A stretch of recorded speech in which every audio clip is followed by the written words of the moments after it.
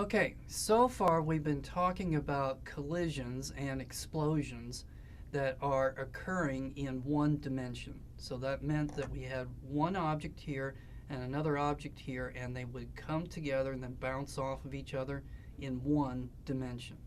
But a lot of times you have collisions that occur in two dimensions. So that maybe you have a car that's coming in at this like this, and then you've got another car that's coming like this, and then they collide, and then maybe they stick together, and the question is, what direction will the two cars go in? So this is a little bit more complicated, but not really as complicated as you might think. Okay, so in order to solve this, we're going to need to go back to when we talked about vectors.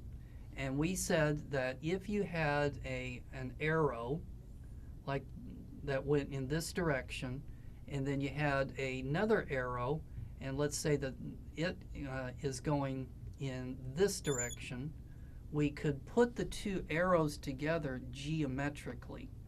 And we could say, we could take this arrow and we could put it over here. And we would get that one. And then it made a conga line, and so you would start at the beginning and you would end at the end of that arrow. And so this arrow right here would be the sum of those two arrows. So hopefully you remember that. Well, using geometry, we can also go backwards. So we could say that if you've got an arrow that, let's say, points in this direction, we can turn that one arrow into two arrows.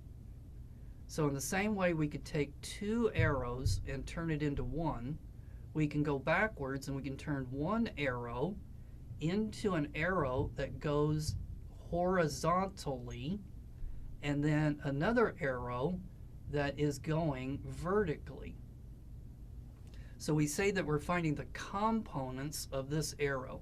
So this would be the component of this arrow that's in the x direction, and then this would be the component of this arrow that's in the y direction. So if we go back to this original problem here where we got two cars that are colliding, we could turn this arrow into this arrow. So let's say that this would be x1. So this would be arrow number 1. So this would be the x component of arrow number 1, and then this would be the y component of arrow 1. And then we could do the same thing for this one. So we could say that this one has a y component that goes down like this. So this would be y2, because this could be arrow number 2.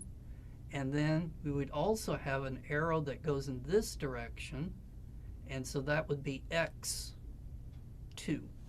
So notice how we took the initial arrows and we turned them into the components in the x and the y direction.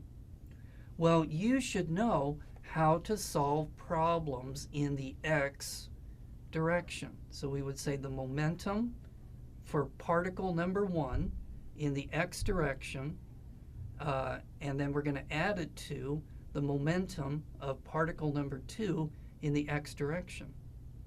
And then we can also have a second set of equations for the y direction. So you'll notice that there's two sets of equations. You got one which is going to be conservation of momentum in the x direction, and then a second set of equations for conservation of momentum in the y direction.